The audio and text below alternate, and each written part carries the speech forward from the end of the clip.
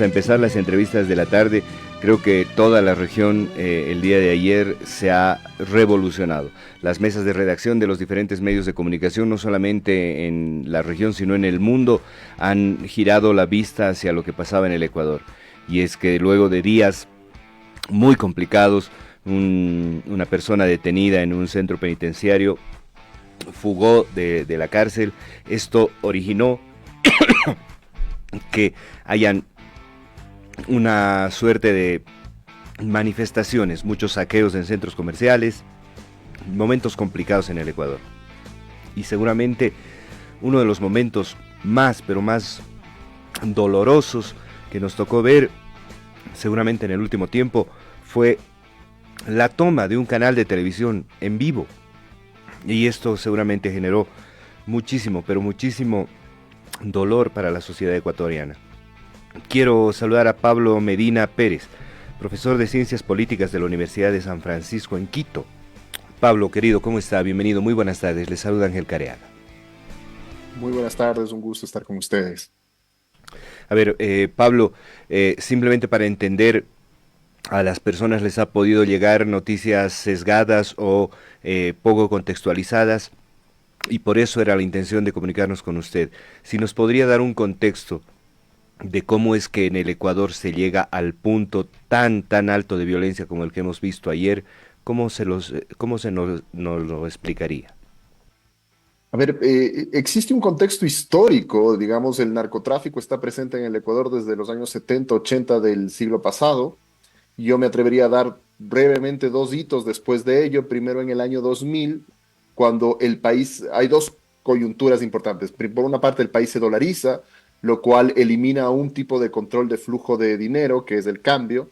Y por otra parte, comienza la ejecución del Plan Colombia en el vecino país del norte, que lo que hace es sacar a los grupos criminales de los centros urbanos de ese país y presionarlos hacia la frontera. Al presionarlos hacia la frontera, lo que ocurre es que, por supuesto, se generan problemas en la frontera ecuatoriana y con el tiempo el Ecuador y sobre todo la frontera norte del Ecuador se convierte en un corredor para el tráfico de cocaína. El Ecuador no es un país productor de cocaína, sin embargo, es un país de tránsito y almacenaje de la cocaína, es un centro logístico, digamos, en la cadena de comercialización de la cocaína, producida principalmente en Colombia, Perú y en menor medida en otros países de la región. Entonces, estos años son importantes y de ahí el siguiente hito, probablemente dos hitos me permitiría señalar.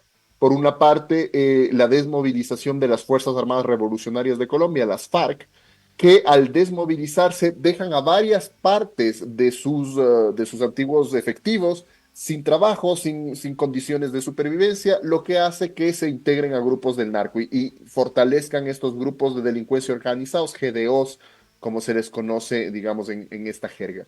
Entonces, esto por una parte aumenta la violencia y por otro, el último hito que me gustaría mencionar es de la pandemia, porque durante la pandemia hay varios elementos importantes. Primero, un sobrestock de cocaína que no llega a los destinos al principio de la pandemia, cuando se interrumpe un poco el comercio internacional. Y luego llega a estos lugares, pero hay una mayor competencia por los mercados, entre otras cosas porque algunos de los mercados principales, por ejemplo Estados Unidos, cambia sus hábitos de consumo, empiezan a existir mayor consumo de drogas sintéticas, etcétera, lo que hace que los productores y comercializadores de cocaína empiecen a pelear por territorios, a pelear por la capacidad de exportación y eso básicamente hace que la violencia en el Ecuador, que es un país de tránsito muy importante y además de lavado de dinero muy importante por su condición de dolarización, la violencia se dispare. Desde el año 2021 empezamos a tener masacres carcelarias, las cárceles, el Estado pierde control sobre muchas de las cárceles se convierten en esta suerte de cuarteles generales de los narcos. Y finalmente, esto brevemente dejamos al día lunes, en el que el presidente de la República había pregrabado una entrevista en donde había insinuado que algo iba a pasar con uno de los líderes de una de las bandas más importantes que estaba preso en el Ecuador. Evidentemente, esta entrevista se filtró, esta persona más o menos se asumía que lo que iba a pasar es que iba a ser trasladado a una prisión de máxima seguridad y ser aislado para que no pueda seguir operando. Y él se fuga. Entonces, el día lunes que llegan los operativos militares, policiales, a trasladarlo, no lo encuentran. El señor ya no está. Y como ya no está el presidente, esa noche declara un estado de excepción a nivel nacional con toque de queda para hacer búsqueda y captura de esta persona. Esa misma noche, las bandas criminales, en una, digamos, demostración de fuerza, generan un caos a nivel nacional. Algunos de estos actos son coordinados. Si bien es cierto, el Ecuador es un país muy peligroso en términos de estadísticos, termina con las peores cifras este 2023. Sin embargo, ese peligro está asentado en algunas provincias del Ecuador, no es similar en todas, no es simétrico. Principalmente está asentado en donde está el corredor de comercialización de la droga, es decir, en las provincias de la costa ecuatoriana. Las provincias de la sierra, de la montaña, son bastante más seguras en términos generales, pero esta noche de lunes se generan atentados en varias ciudades, incluidas ciudades que no tenían este tipo de violencia. Quito, siendo la capital, no sufría ese tipo de violencia, y sin embargo hubo atentados en Quito, Cuenca, Loja, Riobamba, todas estas ciudades de la sierra ecuatoriana. De hecho, en Riobamba hay otra fuga de otro líder de banda también muy importante, un líder que había sido apresado hace poco tiempo por amenazas a la vida de la fiscal general de la nación. También fuga este día lunes. Entonces hay este caos, por una parte de las bandas haciendo esta demostración de fuerza, reteniendo a algunos agentes penitenciarios, secuestrando a policías, pero por otra parte también está la delincuencia común que se suma al caos generalizado y aumenta la percepción de inseguridad. Concluye este punto más alto de violencia el día de ayer cuando se da este secuestro de un canal en vivo. A partir de ese momento, el presidente de la República reforma el estado de excepción decretado el día lunes, en este caso calificando el estado de excepción como estado de excepción por conflicto armado interno. ¿Qué implica esto? Implica fundamentalmente que a los grupos delincuenciales identificados en el nuevo decreto se los considera grupos beligerantes. Es decir, ya no van a ser tratados dentro del derecho interno del país, sino dentro del derecho internacional humanitario, el derecho de guerra.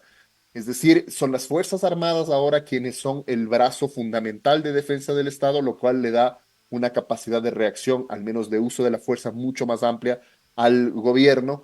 Y a partir de este momento, de ayer, más o menos alrededor de las 3 de la tarde, el Estado ecuatoriano está en este estado de guerra, situación que no ocurría desde 1995, que fue el último conflicto armado que tuvo el Ecuador con su vecino país del sur, Perú. Ese es, digamos, un contexto general de cómo están las cosas en Ecuador. Bien, gracias Pablo, de verdad por todo este contexto le sirve un montón seguramente a la audiencia para además seguirnos en el resto de la entrevista, porque de alguna manera quisiera que nos digas si esto responde también a una suerte de resultados de políticas que se han podido implementar en el país. Ayer uno podía ver las redes sociales y había un fuerte debate si, por ejemplo, el correísmo era responsable de la situación que hoy vive Ecuador. ¿Están así? Yo creo que sería simplificar absolutamente el fenómeno de lo que está viviendo el Ecuador. Como les mencioné, yo creo que hay un despegar del narcotráfico a partir del año 2000 y hay otros hitos importantes. Probablemente la desmovilización de las FARC fue, sin lugar a dudas, un momento histórico beneficioso para Colombia, pero muy problemático para el Ecuador justamente por estas bandas que se derivan de las FARC y que siguen operando en la frontera y que siguen comercializando cocaína. Entonces, ¿qué ha pasado? Yo creo que, sobre todo históricamente, el país ha tenido esta narrativa de ser una isla de paz. Es decir, en los 80, en los 90, cuando Colombia y Perú tenían problemas de narcotráfico, tenían también problemas de subversión, etcétera, en el Ecuador esas cosas no ocurrían. Entonces, se creó este imaginario de la isla de paz. Y bajo este imaginario también, desde el año 2000, y yo creo que en eso pocos gobiernos, digamos, al menos hasta el gobierno del presidente Correa, probablemente no fue la excepción, hubo digamos, este acuerdo tácito de si es que las bandas criminales no afectan a la seguridad interna, el Ecuador tampoco las va a perseguir activamente, o sea, no es problema nuestro. Y yo creo que esa fue una política, si no explícita, tácita del Estado ecuatoriano. Y esto sí hizo que, de alguna forma, las líneas comerciales de comercialización de la cocaína se asienten en el territorio ecuatoriano. Y claro, cuando comienza la lucha por esas líneas de comercialización, el Estado ecuatoriano se despierta y se da cuenta de que durante décadas el territorio había sido utilizado para eso. Entonces, Si es que le vamos a echar la culpa a gobiernos anteriores, yo creo que tendríamos que mirar básicamente desde el año 2000 o quizá incluso desde antes por esta política, esta narrativa de la Isla de Paz, que en realidad no era cierto, simplemente era virar la cabeza. Ahora, uno también podría pensar, ¿por qué viraron la cabeza? Bueno, porque enfrentar a estas bandas no es nada fácil. Muchas de ellas tienen presupuestos que superan el presupuesto del Ministerio de Defensa del Ecuador, por ejemplo. Entonces, también digamos que yo sé que es duro decirlo, pero muchas veces el Estado también toma la decisión de no enfrentar un problema si es que no es absolutamente necesario hacerlo. Ahora lo es.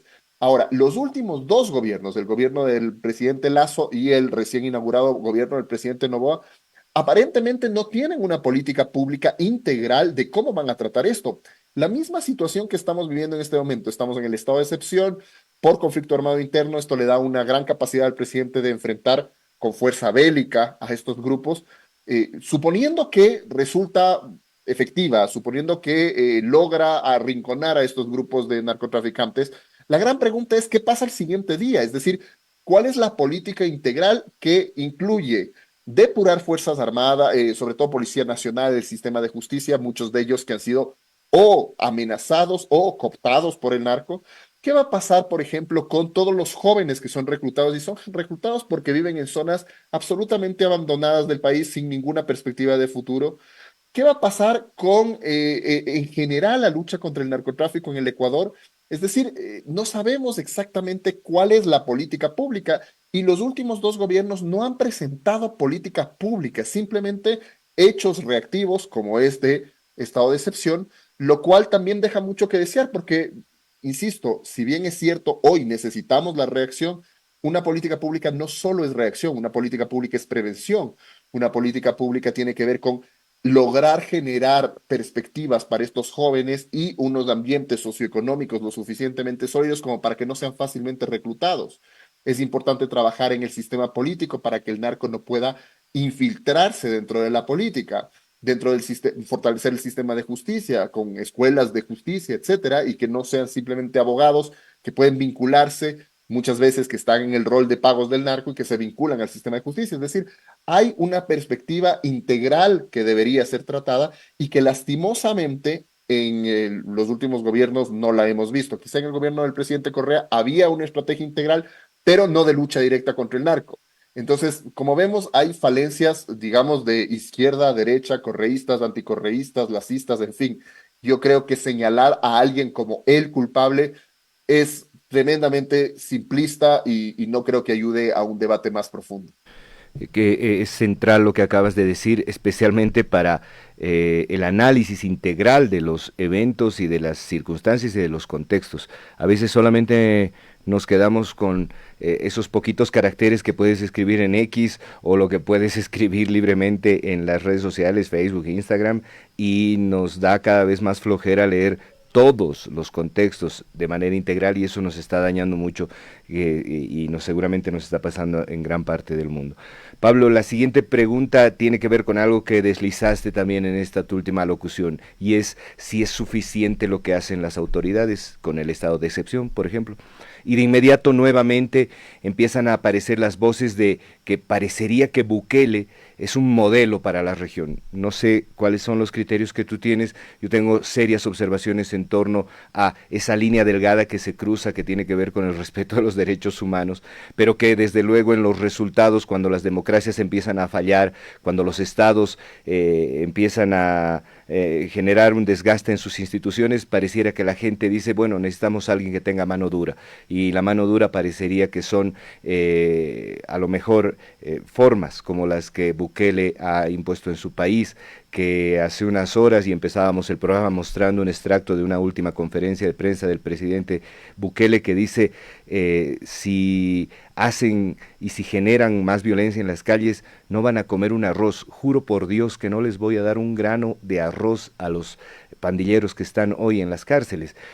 ¿Cuál es la mirada, según tu análisis, de cuál deberían ser las acciones que se asuman cuando tenemos tantos niveles de violencia como los que hemos vivido en el Ecuador las horas pasadas?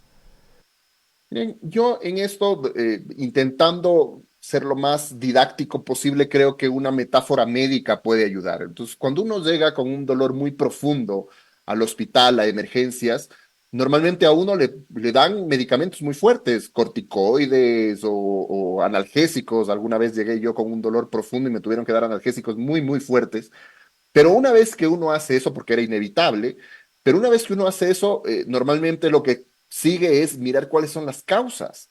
¿Qué es lo que te está generando esta sintomatología terrible por la que tenemos que dar estos medicamentos que normalmente no son adecuados ni recomendables para una persona? Entonces, eso es más o menos lo que nos ocurre. Yo entiendo que la situación actual en Ecuador y probablemente lo que pasó en El Salvador y en otros países probablemente requieran justamente este despliegue de fuerza del Estado. De hecho, para eso existe el Estado.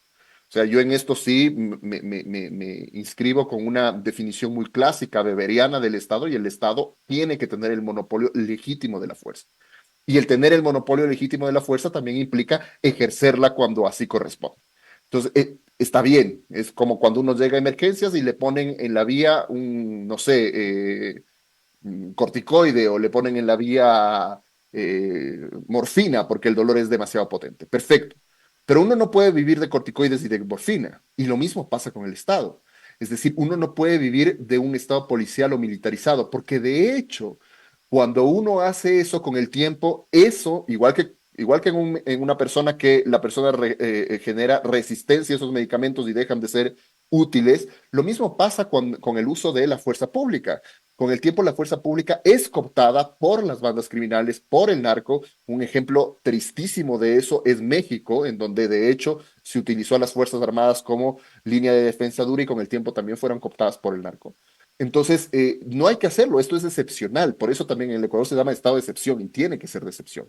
¿Ok? Lo vamos a utilizar, pero al mismo tiempo necesitamos empezar a trabajar en los otros elementos que permiten garantizar que al menos, primero, que la seguridad aumente y que las posibilidades de estos grupos de poder trabajar dentro de estos territorios disminuyan o sean más costosas para que no lo hagan.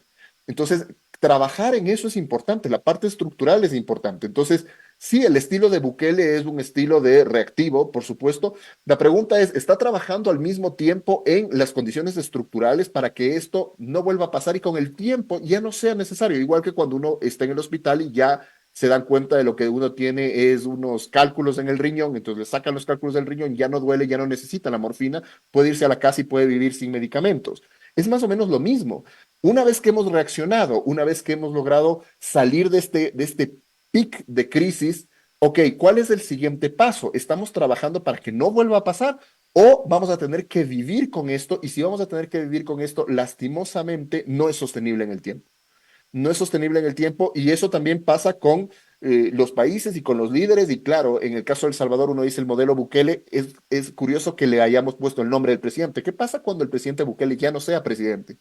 O esto se vuelve dependiente y necesitamos que el presidente Bukele se quede para siempre, o si no, El Salvador vuelve a caer en los problemas que tenía antes. Entonces, por eso es necesario trabajar en las estructuras y eso es parte de tener una política pública integral, que es justamente de lo que hablaba hace un minuto y les decía que lastimosamente, al menos en este momento en el Ecuador, no vemos esa política pública integral.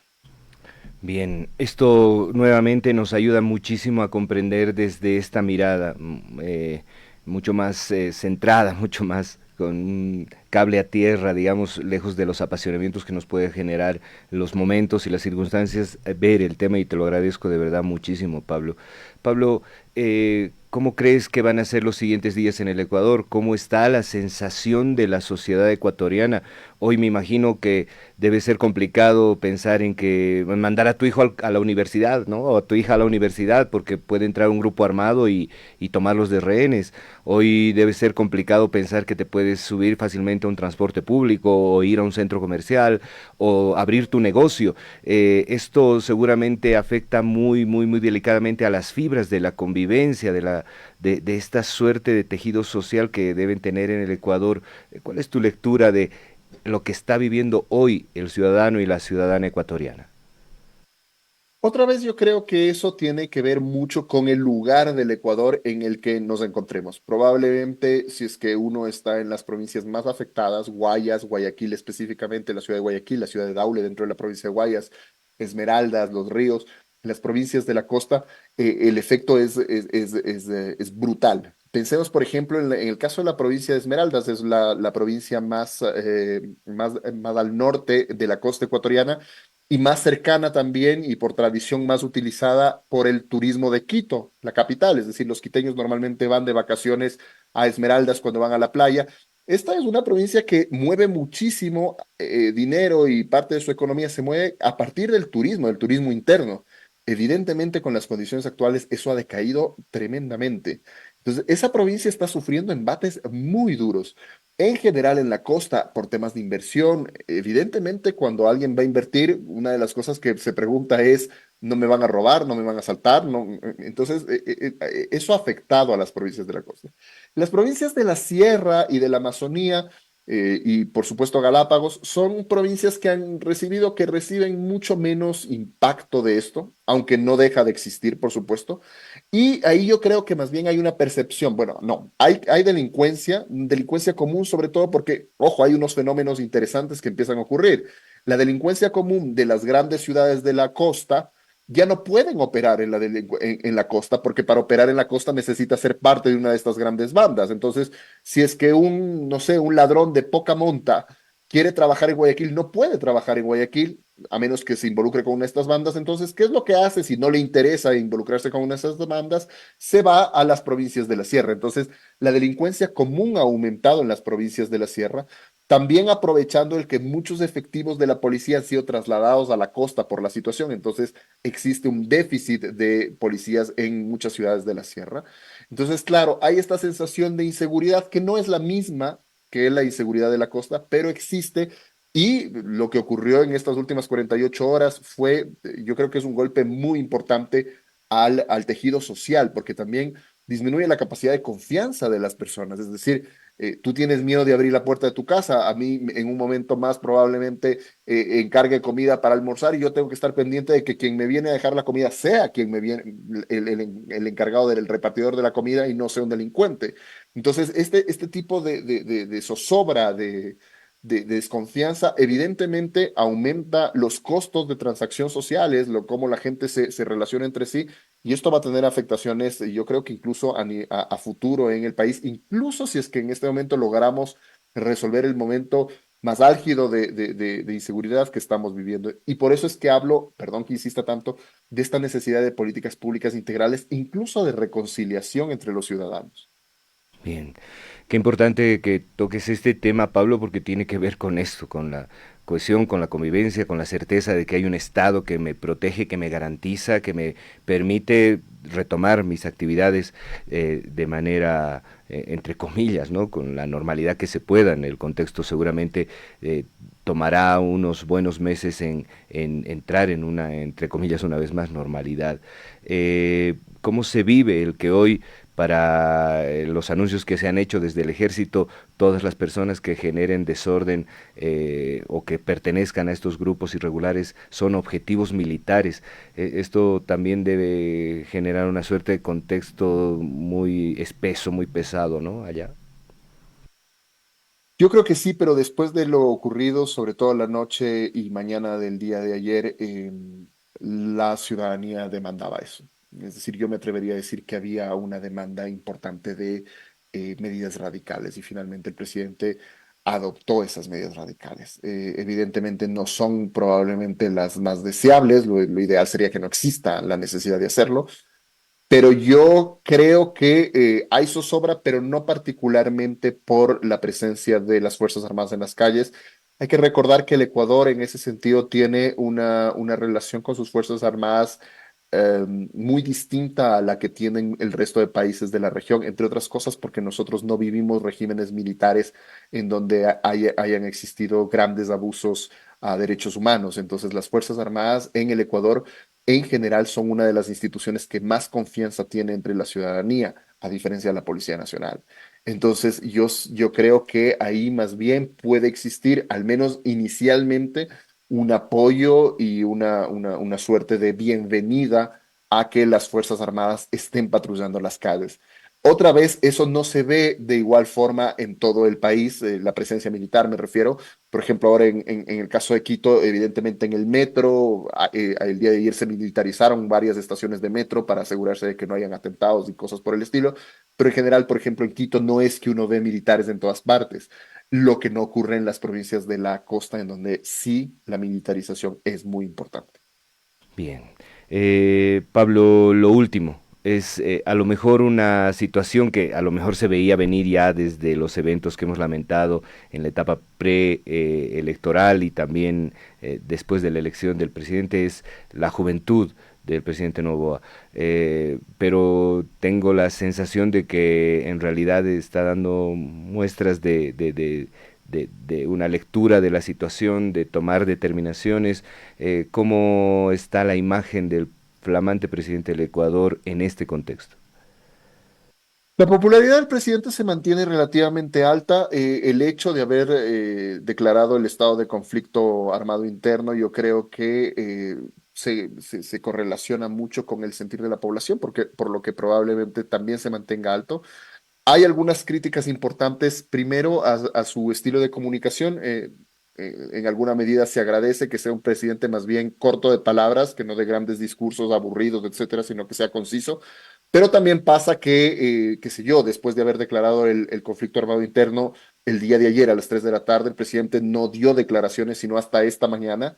Y esta mañana también dio declaraciones un poco polémicas, acusando incluso a no acusando, pero poniendo en duda una de las transmisiones que se hizo sobre el secuestro del día de ayer. Es decir, el presidente, si bien mantiene una popularidad importante, han habido ya críticas a su gestión, sobre todo porque no se alcanza a ver la dimensión de su política pública. Ahora, es verdad que el presidente lleva apenas menos de 2 meses en el cargo, entonces tampoco es que uno puede esperar que transforme todo. Y aunque existen ya críticas, existen también críticas a miembros de su gabinete que, como él, son muy jóvenes y que han reaccionado erráticamente a crisis en cada uno de sus sectores. Entonces, por el momento, el presidente mantiene la popularidad y el apoyo ciudadano. Las acciones que tomó el día de ayer, además, le granjearon el apoyo de todas las fuerzas políticas representadas en la Asamblea Nacional, nuestro Parlamento, que apoyaron la declaración e incluso se comprometieron a proceder con indultos o amnistías a miembros de la fuerza pública que en su actuación profesional en uso de armas de fuego, etcétera, sean acusados o entren en procesos de investigación si es que hacen uso de fuerza letal. Es decir, en general, la política ecuatoriana, y yo me atrevería a decir que una buena parte de la población apoya lo ocurrido el día de ayer, más allá de todas las críticas técnicas que se puedan hacer, así es que en efecto estamos ante un conflicto armado interno, si es que en efecto se utiliza el derecho internacional humanitario, temas que seguramente la Corte Constitucional, quien tiene que de oficio revisar la constitucionalidad del decreto emitido, ya nos dirá cuál es su criterio, pero más allá de eso, políticamente hablando, yo creo que el presidente goza de apoyo y goza de apoyo la decisión que tomó ayer. Pablo, gracias. De verdad, es bueno cerrar esta entrevista expresando a través tuyo un sentimiento de absoluta solidaridad y empatía con todo el pueblo ecuatoriano. Ojalá vengan días mejores, ojalá estos días en el mediano, en el corto plazo sean un mal recuerdo, un mal sueño y que puedan volver a funcionar en todo el orden que se espera, todo allá en el Ecuador. Le dejo un abrazo, Pablo, de verdad, muchísimas gracias. Muchísimas gracias a ustedes. Recibimos esos saludos con mucha gratitud. Gracias, gracias de verdad. Ha estado con nosotros Pablo Medina Pérez, profesor de Ciencias Políticas de la Universidad de San Francisco de Quito. Vámonos a un corte. Enseguida vuelve del otro lado, espérenos, por favor.